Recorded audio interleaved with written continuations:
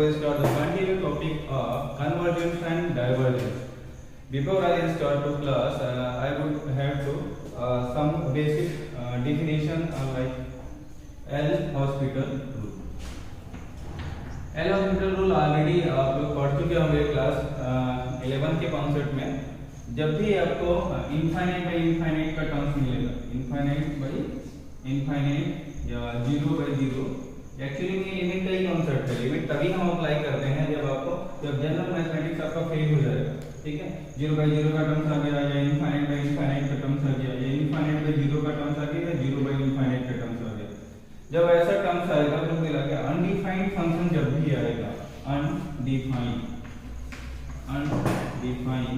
Value, जब इस type का अनडिफाइंड वैल्यू आएगा तो एक्चुअली में है क्या, देखो अगर सपोज किसी भी नंबर के नीचे अगर लगा हुआ है, डिनोमिनेटर में अगर जीरो है तो इसका मतलब क्या होता है, infinite.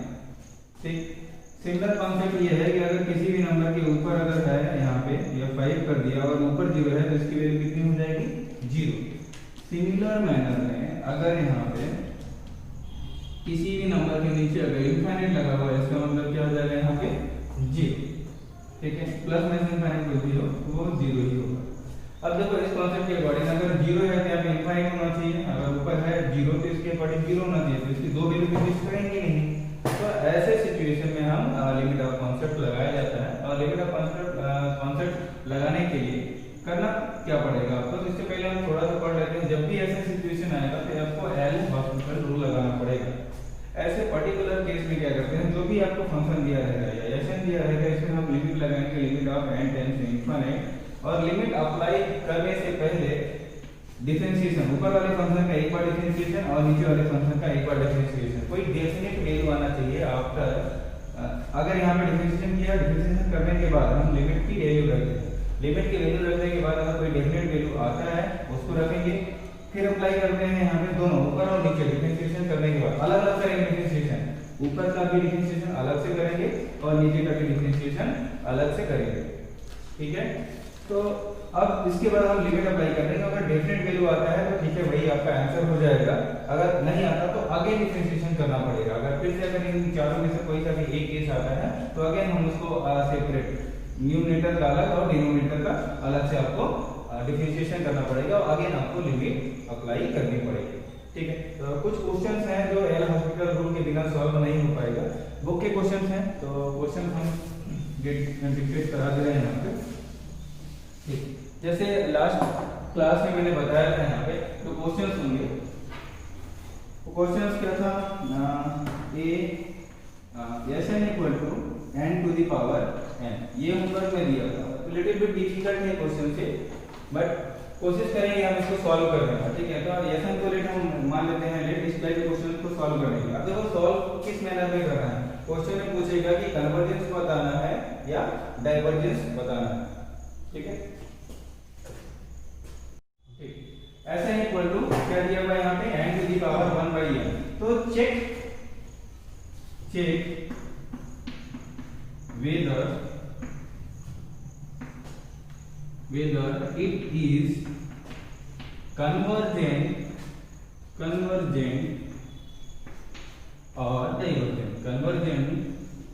or divergent, and find its limit,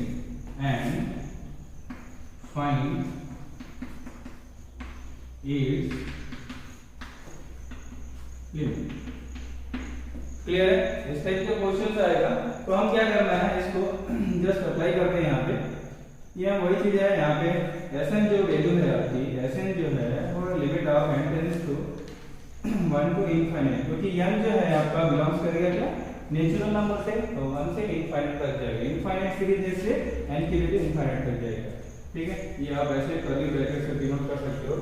इसको आप ऐसे सॉल्व कर सकते हो. Let y equal to n to the power 1 by n, both side take log. कितना हो जाएगा यहाँ पे, log y equal to 1 by n log n. ठीक है, इसको आप कैसे कर सकते हो, log y इक्वल टू कितना हो जाएगा, log n बाई यहाँ पे कितना हो जाएगा, ये n हो जाएगा. ठीक,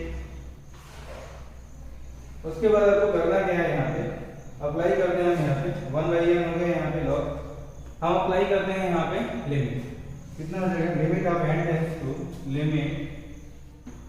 n tends to infinite log y का हम ln भी लिखेंगे, ठीक है ना, ln शॉर्ट है, तो ln y इक्वल टू कितना हो जाएगा आपका limit n tends to infinite log ln लिख देते हैं n अपन n।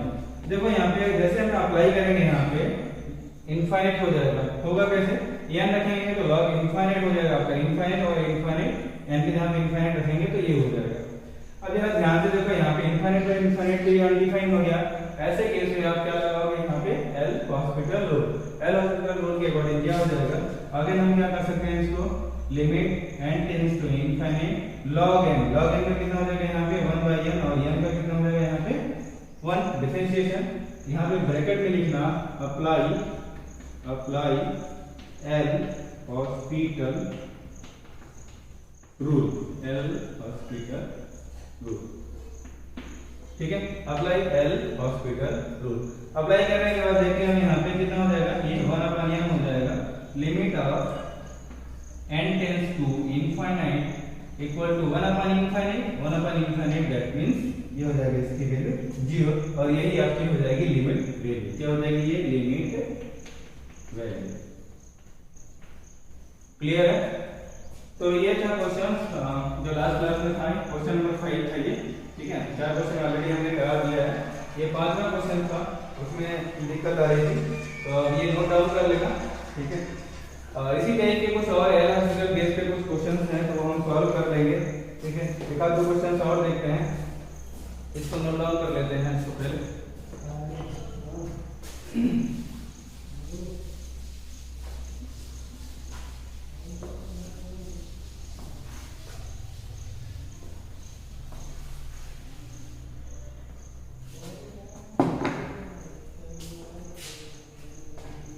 ठीक है, चलो एक क्वेश्चन और देखते हैं, ये थोड़ा सा इंपॉर्टेंट क्वेश्चन है आपका, ठीक है, क्या करना है, we prove given sequence is bounded and divergence. तो क्वेश्चन इस टाइप का आएगा आपका, क्वेश्चन है prove that given sequence Sn equal to 2 to the power n upon factorial 2n is bounded, ठीक है, is bounded and divergent, bounded and divergent, ठीक है। तो क्या करना है, प्रोजेक्ट करना है गिवन सीक्वेंस के लिए। अब जब भी सीक्वेंस दिया रहेगा तो यहाँ पे इसका मीनिंग ये होगा limit n tends to 1 to infinite, ठीक है, 1 टू इनफाइनाइट हो जाएगा, यहाँ पे n की वैल्यू 1 से क्या हो जाएगी, यहाँ पे n इक्वल टू लिखो, यहाँ टेंस में लिखते हैं n इक्वल टू 1 से इनफाइनाइट हो जाएगा 2 टू द पावर n, तो ये यहाँ पे फैक्टोरियल लग जाएगा, ठीक है। तो इसको सॉल्व करते हैं, इस टाइप से क्वेश्चन को सॉल्व करने के लिए तो करना क्या है, यहाँ पे देखो थोड़ा सा अलग है, अभी तक जो क्वेश्चन किए हो सारे क्वेश्चन का कॉन्सेप्ट, ठीक, इसका कॉन्सेप्ट सारे क्वेश्चन कॉन्सेप्ट से थोड़ा सा अलग है, ये सारी पिछले क्लास में भी आप पढ़ चुके होंगे बट थोड़ा सा अलग है ये, ठीक है। यहाँ पे देखते हैं ये दिया हुआ है, यहाँ पे Sn की वैल्यू दिया हुआ है, सॉल्यूशन कैसे निकालेंगे इसका, ये अब जब डाइवर्जेंस है, डाइवर्जेंस का कांसेप्ट क्या था, कन्वर्जेंस का कांसेप्ट ये था कि after applying the limit we find a definite value. Divergence का क्या कांसेप्ट था, after applying the limit we find infinite plus या माइनस इनफाइनाइट, आपको अगर मिलता है वैल्यू तो उसको हम क्या बोलेंगे कि हाँ वो डाइवर्जेंस है। बाउंडेड का मतलब क्या है, बाउंडेड का मतलब क्या है, उसका अपर लिमिट भी फिक्स होगा और लोअर लिमिट फिक्स होगा, जैसे sin x का जो कर्व होता है ऐसे होगा sin x का, इसमें देखो माइनस से +1 के बीच में वैल्यू आती है तो ये क्या हो जाएगा आपका, हाँ ये बाउंडेड फंक्शन है। तो जो sin x का फंक्शन हो गया बाउंडेड है, मिनिमम वैल्यू -1 और मैक्सिमम वैल्यू कितना हो जाएगा आपका +1। सिमिलर मैनर में इस टाइप का कोई भी फंक्शन होगा उसको प्रूव करता है कि ये हमारा बाउंडेड तो है लेकिन क्या है वो बाउंडेड है डाइवर्जेंस, ये आपको क्या करना है प्रूव करना है। ठीक है, इसको रफ कर देते हैं। तो ये हमको वैल्यू दिया हुआ है Sn की, यहाँ पे Sn वैल्यू हम निकाल लेते हैं। Sn की जो वैल्यू दिया हुआ है 2 to the power n upon कितना हो जाएगा फैक्टोरियल 2n। ठीक है, ये देखो फैक्टोरियल 2n किसी बुक में ऐसे दिया होगा, यहाँ पे 2n ऐसे करके दिया होगा, तो उसमें आप कंफ्यूज मत होना, वही चीज है वो। ठीक है, फैक्टोरियल ही है, तो चाहे ऐसे लिखे चाहे ऐसे लिखे, बात एक ही चीज है, उसमें बिल्कुल कंफ्यूज नहीं होना है। बुक में करके वैसे दिएगा या क्वेश्चन पेपर में आपको ऐसे 2n करके लिखा है। तो ये आपका Sn वैल्यू हो गया यहाँ पे। तो अब देखो यहाँ पे Sn वैल्यू ये है, इसका Sn प्लस 1 वैल्यू क्या होगा, Sn प्लस 1 वैल्यू क्या होगा, Sn प्लस 1 वैल्यू हो जाएगा आपका n के यहाँ पे n प्लस 1 लिखना 2 to the power n plus 1 divide by 2 n के यहाँ पे n प्लस 1, यहाँ पे क्या कर देंगे हम फैक्टोरियल।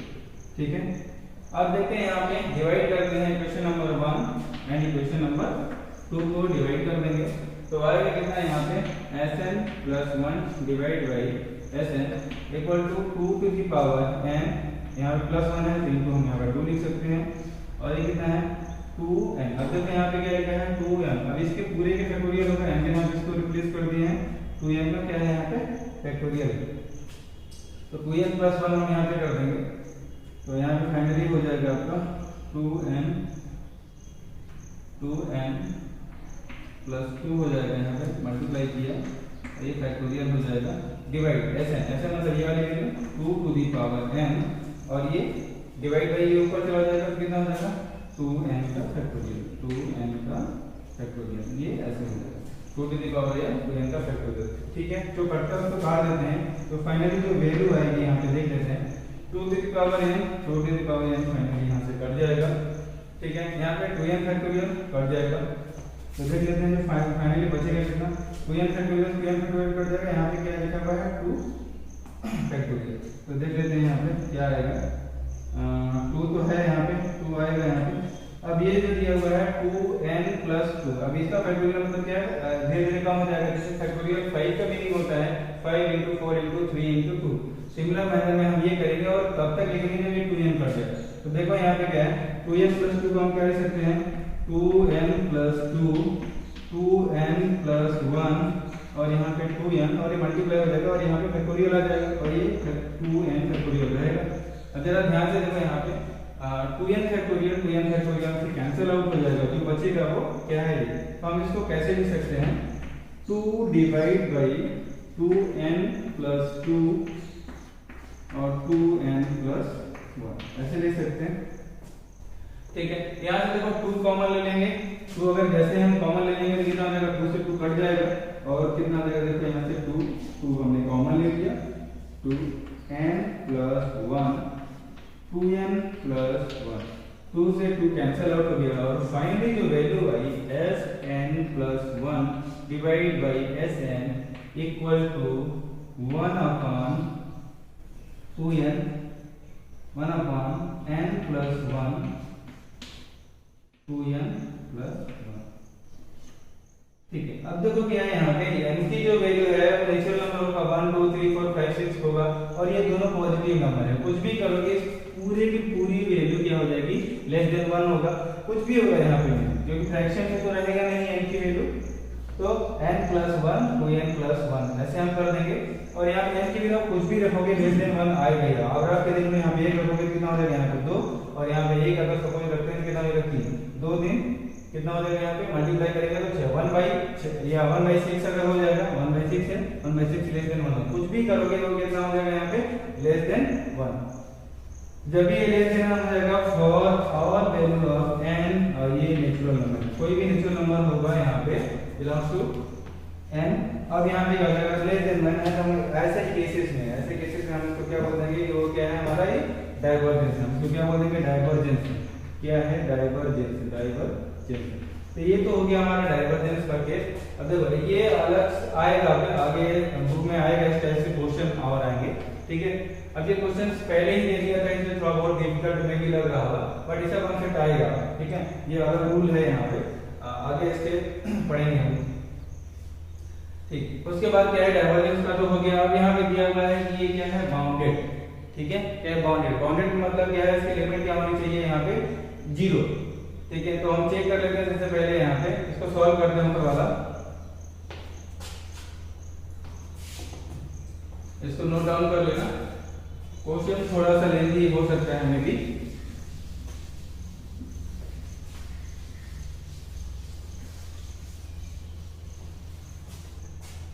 ठीक,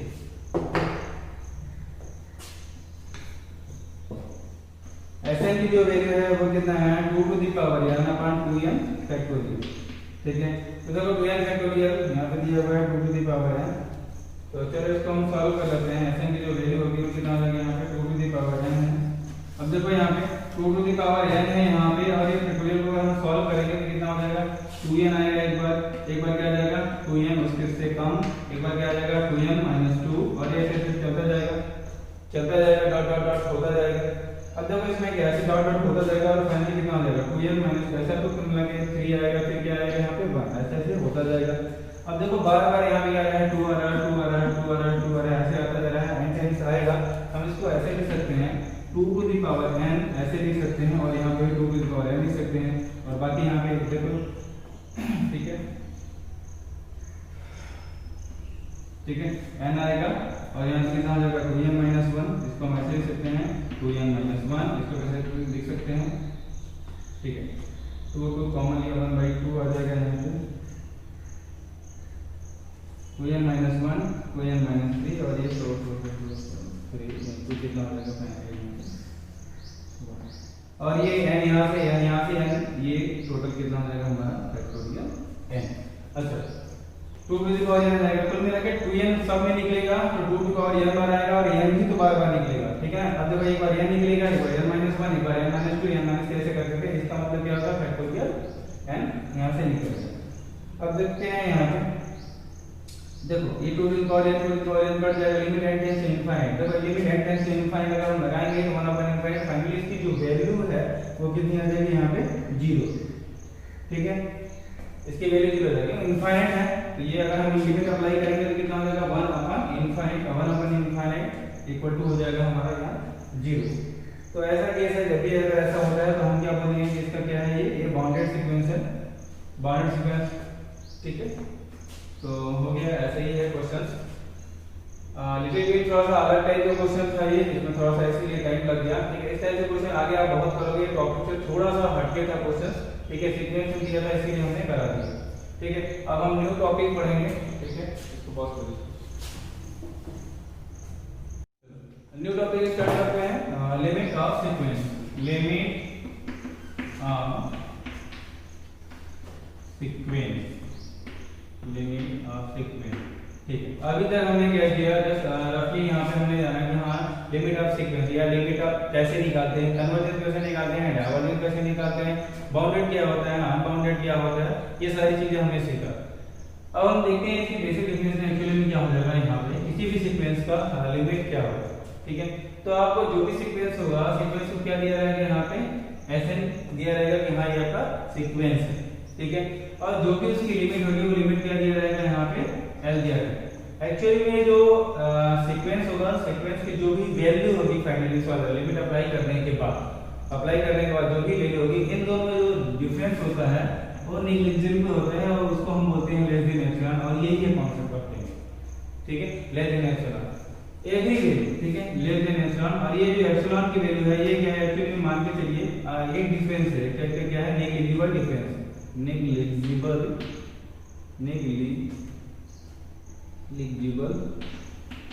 एक डिफरेंस है।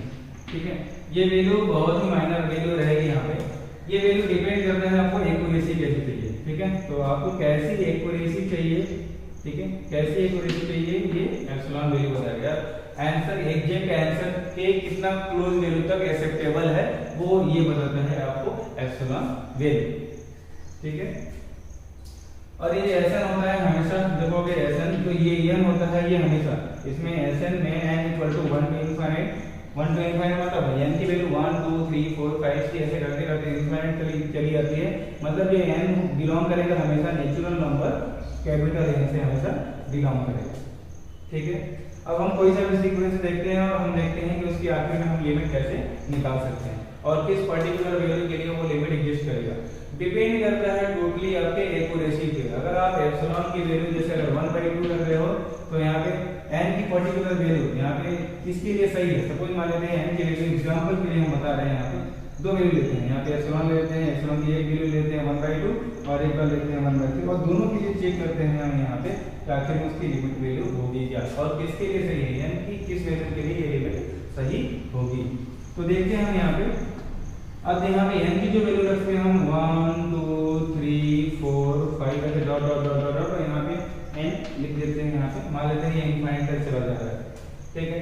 तो अब देखो यहाँ पे अगर ओनली हम अगर एप्सिलॉन लिखते हैं, अगर एप्सिलॉन की कोई वैल्यू फिक्स नहीं होती है तो हम पर्टिकुलर क्या कहते हैं कि n की 1 2 3 4 हर एक वैल्यू के लिए हमारा ये सही है Sn माइनस n, क्योंकि अभी n की भी कोई डेफिनेट वैल्यू नहीं है, तो ये बाय डेफिनेशन सही है, कोई दिक्कत नहीं है इसमें। लेकिन अगर यहाँ पे एप्सिलॉन की वैल्यू अगर ये फिक्स हो जाती है कि हम चलो हम एक्यूरेसी 1/2 या 0.5 कर दीजिए, एक्यूरेसी एप्सिलॉन इक्वल टू 1/3 कुल मिला के 0.33 का अगर एक्यूरेसी चाहिए हमको, तो हमको क्या करना पड़ेगा कि इस n की वैल्यू कहाँ से ये सही है, तो कहाँ से सही है, तो नया कॉन्सेप्ट आता है वहां पे, हम उस वैल्यू को बोलते हैं n। उस n की वैल्यू हो सकता है यहाँ पे कि एक इससे ज्यादा हो सकता है 2 से स्टार्ट हो सकता है, 4 से स्टार्ट हो सकता है, 5 से स्टार्ट हो सकता है, 6 से स्टार्ट हो या 15 16 17 18 कहीं से स्टार्ट हो। तो n की जो वैल्यू है इनके बीच में कहीं से भी स्टार्ट होती है, इन दोनों के बीच में कहीं से भी स्टार्ट हो सकती है n की वैल्यू, ठीक है। तो जो m की वैल्यू होगी हमेशा n जो होगा हमेशा क्या होगा, वही n पे जो हम कंसीडर करेंगे जो इस m1 वाली वैल्यू से क्या होगा ग्रेटर देन होगा। तो n की वैल्यू वहीं से एग्जिस्ट होगी, n की वैल्यू हमेशा 1 2 3 4 नहीं होगा, हम m की वैल्यू वही कंसीडर करेंगे जिसके लिए वैलिड होगा m1 की वैल्यू, और m1 वैल्यू तभी डिसाइड होगा जब यहाँ पे एप्सिलॉन इक्वल टू 1/2 या 1/3 या 1/4 या 1 कुछ भी जो क्वेश्चन में दिया रहेगा। तो ये आपको एक्यूरेसी है, अब ये डिसाइड करेगा टोटली इस पे m1 पे। अब देखिए टोटल क्या है, ये जो m वाला फंक्शन है ये टोटली डिपेंड करेगा किसके, कुल मिला के एप्सिलॉन पे। एप्सिलॉन जो डिपेंड कर रहा है, एप्सिलॉन जो डिपेंड कर रहा है कुल मिला के किस पे कर रहा है, यहाँ पे एप्सिलॉन m डिपेंड कर रहा है एप्सिलॉन वैल्यू पे, m जो डिपेंड करेगा वो एप्सिलॉन वैल्यू पे, और ये वैल्यू डिसाइड करेगी यहाँ पे कितना दिया हुआ है यहाँ पे एप्सिलॉन की वैल्यू, ठीक है एप्सिलॉन, ठीक। तो नेक्स्ट क्वेश्चन देखते हैं यहाँ पे। अब इसी के आगे थोड़ा सा देखते हैं हम इस क्वेश्चन में है क्या एक्चुअली में। चलो तो ऐसा जो कॉन्सेप्ट हम यहाँ पे लगाते हैं, हम लिमिट वैल्यू निकालते हैं, तो हमको पहले से पता रहेगा कि चलो 1/2 एप्सिलॉन चेक करना है 1/2 के लिए, तो एक एक करके हम चेक करेंगे यहाँ पे। तो ये हटा देते हैं, n का कॉन्सेप्ट थोड़ी देर में समझ में आ जाएगा, अभी अगर नहीं समझ में आ रहा है तो अभी रहने दो, ठीक है। हम आते हैं आगे, ठीक है। सपोज मान लेते हैं हमारे पास एन का वैल्यू पहले से दिया हुआ है, क्वेश्चन है आपका 3n divided by n plus 3, ठीक है। ये क्या है, Sn equal to 3 to the power n divided by 3n plus 3। अब ये आपका सीक्वेंस है, मान लेते हैं ये आपका सीक्वेंस है, आपको लिमिट निकालनी है, यहाँ पे इसकी लिमिट निकालनी है, लेकिन यहाँ पे इन्वेस्टिगेशन करना है आपको एप्सिलॉन इक्वल टू 1/2 के लिए।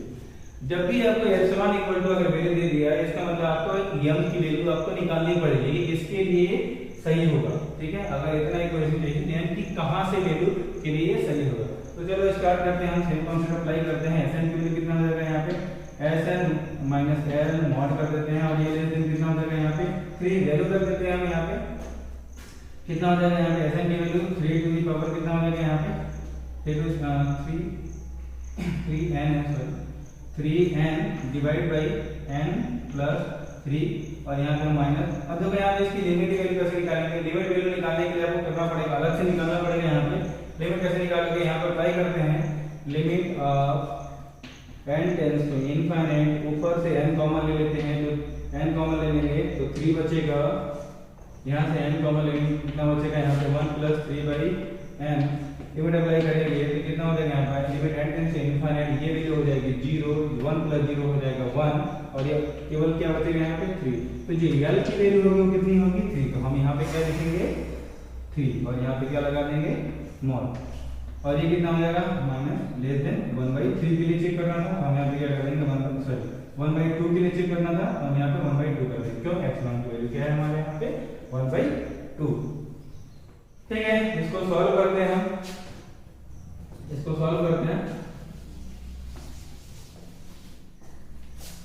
तो सॉल्व करने का तरीका सिंपल है, ठीक है। इसको सॉल्व करने में जो आएगा वो कितना आएगा, 9 डिवाइड बाई n प्लस 3 आएगा, ठीक है। 9 डिवाइड बाई n प्लस 3 आएगा, मॉड करते हैं यहाँ पे, और ये कितना हो जाएगा, लेस देन हाफ, ठीक है। अब इसको हम सॉल्व करते हैं यहाँ पे, जब ये मॉडुलस वैल्यू रहेगा यहाँ पे, इसको सॉल्व करने का तरीका क्या हो जाएगा, यहाँ पे मल्टीप्लाई करते हैं, कितना हो जाएगा यहाँ पे 9 डिवाइड है, क्योंकि पॉजिटिव वैल्यू है, कोई दिक्कत नहीं है, n प्लस 3 हो जाएगा यहाँ पे, लेस देन हाफ हो जाएगा। इसको इधर करेंगे, ये हो जाएगा 18, लेस देन कितना हो जाएगा n प्लस 3। एक काम करते हैं, इसको 3 इधर 3 तो मिला के -3 इधर करेंगे, -3 उधर करेंगे, तो कितना हो जाएगा यहाँ पे, ये हो जाएगा आपका 15, ठीक है। तो n की जो वैल्यू होनी चाहिए 15 से ज्यादा होना चाहिए। इसका मतलब क्या है, n की वैल्यू 15 से ज्यादा, इसका मतलब क्या, इक्वल टू नहीं है, देखो ध्यान से, इक्वल टू नहीं है। n की वैल्यू 15 से ज्यादा है, इसका मतलब n की जो वैल्यू होगी, n की जो वैल्यू होगी 16 हो सकती है, 17 हो सकती है, 18, 19, 20 और ऐसे ऐसे होती जाएगी। तो इस पर्टिकुलर केस के अगर आपको एक्यूरेसी चाहिए यहाँ पे एप्सिलॉन इक्वल टू 1/2, तो आपको जो n की जो वैल्यू होनी चाहिए, इनडायरेक्टली n की जो वैल्यू होनी चाहिए वो होनी चाहिए 16, 17, 18, 19 से होना चाहिए, तब जाके आप एक्यूरेसी 0.5 का मेंटेन कर सकते हैं। सिमिलरली अगर क्वेश्चन के में अगर एप्सिलॉन इक्वल टू 1/2 ना करके अगर हम 1/3 कर दें, तो आपको m की एक डिफरेंट वैल्यू मिलेगी, वो आप घर में आप अलग से सेम मेथड से आप सॉल्व कर सकते हो, ठीक है। लिमिट में सब कुछ सेम रहेगा, बस यहाँ पे लेस क्या कर देना है 1/3। उसमें आप पर्टिकुलर केस करोगे तो वहाँ पे जो m2 की वैल्यू आएगी वो अलग टाइप की वैल्यू आएगी, और वो जो वैल्यू आएगी आपको आ रही है n की जो वैल्यू है वहाँ पे आ रही है, वहाँ पे n की वैल्यू ग्रेटर देन कितना आ जाएगा 24, और यहाँ पे m2 की वैल्यू हो जाएगी वो कितना हो जाएगा 25, 26, 27 एंड डॉट डॉट ऐसे वैल्यू आ जाएगी। तो अगर आपको एक्यूरेसी 1/3 चाहिए तो 25, 26, 27 ऐसा वैल्यू आपको n की रखना पड़ेगा, उसके बाद से ये आएगा n की इस वैल्यू के लिए सही होगा, ठीक है। तो लिमिट ऑफ सीक्वेंस का यही कॉन्सेप्ट